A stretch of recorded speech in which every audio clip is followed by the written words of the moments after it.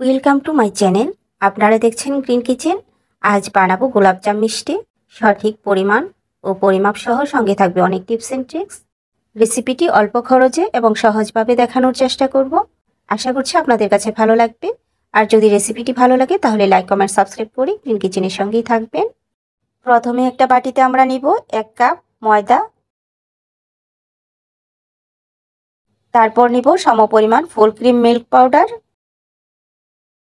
অনেকেই মিষ্টিটা অনেকভাবে বানিয়ে থাকেন, তবে মেজারমেন্ট ও উপকরণ বেশ জটিলভাবে দেখায়। তবে আমি যেভাবে সহজভাবে বানাই সেটাই শেয়ার করছি। আশা করছি আপনাদের কাছেও সহজ লাগবে। দিয়ে দিব 1 টেবিল চামচ গলানো ঘি। ঘি ময়দা একসঙ্গে ভালোভাবে মিশিয়ে নিচ্ছে। হাতে ঘষে ঘষে এভাবে ভালোভাবে মিশিয়ে নিতে হবে। ভালোভাবে মিশিয়ে নিয়েছি। এখন দিয়ে দিব বেকিং সোডা। 1 টেবিল চামচের 4 ভাগের 1 ভাগ দিব। খুব বেশি দেয়া যাবে না। আর যদি আপনারা বেকিং পাউডার দেন তাহলে হাফ টেবিল চামচ দিতে হবে। চিনি দিয়ে দিব হাফ টেবিল চামচ। তাহলে মিষ্টি ভাজার সময় কালার সুন্দর আসবে। আবারও ভালোভাবে মিশিয়ে নেব।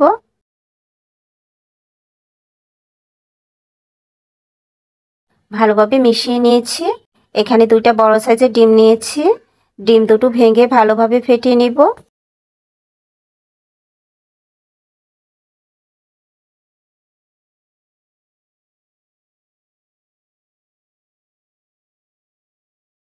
ফেটিয়ে নেওয়ার পর অল্প অল্প করে দিয়ে ডো মাখিয়ে নেব। তবে পুরোটা ডিমই লাগবে। 2টা ডিম দিয়ে যদি মাখানো না হয় তাহলে আরও ডিম অ্যাড করে নিতে হবে, কিংবা তরল দুধ অ্যাড করে নিতে পারেন। তবে মেজারমেন্ট ঠিক থাকলে 2টো ডিম দিয়ে মাখানো হয়ে যাবে। ডো শক্ত করে মাখানো যাবে না, নরম করে মাখাতে হবে। দেখুন মাখানোর পর এরকম স্টিকি হবে। মাখানো হয়ে গেছে। এখন জাস্ট 5 মিনিটের মতো রেস্টে রাখবো।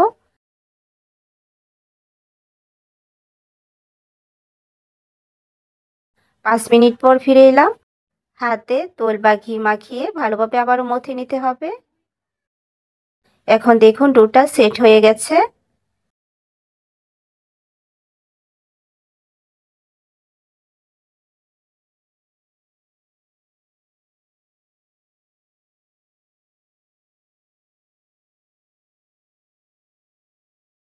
ভালোভাবে মথে নিয়েছি। মিষ্টি বানানোর আগে হাতে ঘি লাগিয়ে নিব, তাহলে বানাতে কোনো সমস্যা হবে না। এবার গোল করে বানিয়ে নেব। মিষ্টির উপরটা যাতে মসৃণ থাকে সেদিকটা খেয়াল রাখতে হবে। দেখতেই পাচ্ছেন কিভাবে বানিয়ে নিয়েছি। সবগুলো মিষ্টি বানিয়ে নিয়েছি।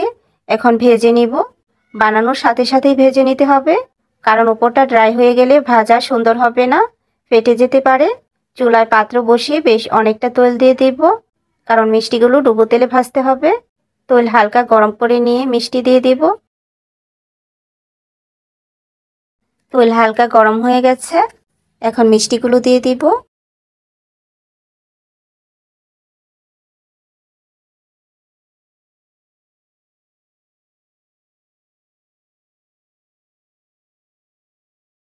চুলার আঁচ মিডিয়ামে রেখে ভেজে নেব। ফ্রাই প্যানটা এভাবে হালকা হাতে নাড়িয়ে দিতে হবে। এভাবে নাড়িয়ে নিলে সব পিঠ থেকে ভালোভাবে মিষ্টিটা ফ্রাই হবে। প্রথম অবস্থায় চামচ দিয়ে নাড়াবো না, তাহলে মিষ্টিগুলো ভেঙে যেতে পারে। কিছুক্ষণ ভেজে নেওয়ার পর এখন মিষ্টিগুলো অনেকটাই ফুলে উঠেছে। এ পর্যায়ে চামচ দিয়ে নাড়িয়ে দেব। সব পাশ থেকে উল্টে পাল্টে ব্রাউন করে ভেজে নেব। আর মিষ্টিগুলো যখন হয়ে যাবে তখন চুলার আঁচটা বাড়িয়ে দেব, তাহলে দ্রুত কালার চলে আসবে। হালকা ব্রাউন হতে শুরু করলেই তুলে ফেলবো। মিষ্টিগুলো দেখুন হালকা লাল হয়ে গেছে। এ পর্যায়ে চুলা অফ করে মিষ্টিগুলো তুলে নিব। তেল জড়িয়ে তুলে নিব।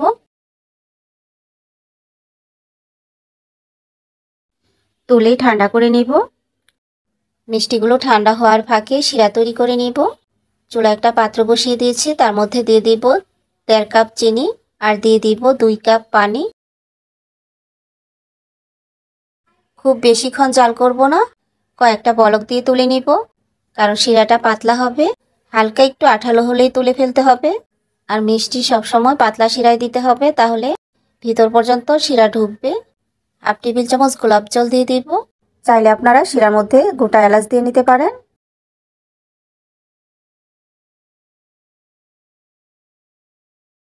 চিনি একেবারে গলে যাওয়া পর্যন্ত নাড়াচাড়া করে নিতে হবে।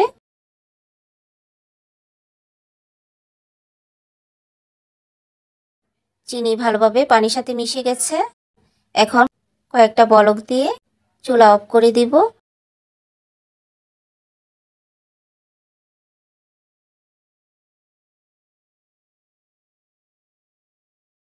শিরা জাল করা হয়ে গেছে, চুলা অফ করে দিয়েছি। এখন গরম শিরার মধ্যে ঠান্ডা মিষ্টিগুলো দিয়ে দিব।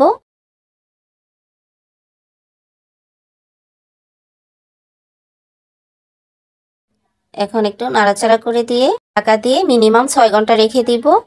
ওভারনাইট রেখে দিলে সবচেয়ে ভালো হয়, তাহলে মিষ্টির ভেতর পর্যন্ত ভালোভাবে শিরাটা ঢুকে।